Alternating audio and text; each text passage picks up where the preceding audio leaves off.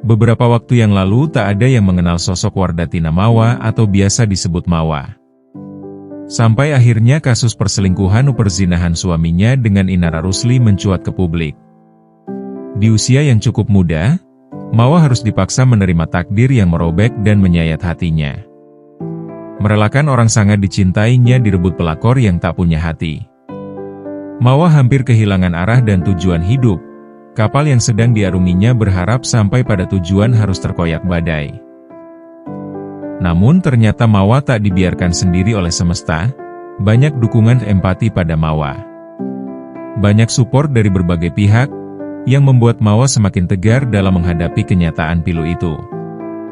Berharap Tuhan mendengar semua doa, umroh kali ini membawa semua luka dan tangisan di hadapan Tuhan. Mawa berharap diberikan keputusan yang terbaik untuk masa depannya dan juga kebahagiaan putranya. Jalan yang masih terlalu panjang mengarungi kehidupan fana ini. Kadu melaporkan suaminya sendiri selingkuhannya, Mawa berharap mendapatkan keadilan sebagai istri sah. Bahwa rumah tangga bukanlah sebuah permainan anak kecil melainkan perjuangan ibadah terlama dengan kebesaran hati dari keduanya.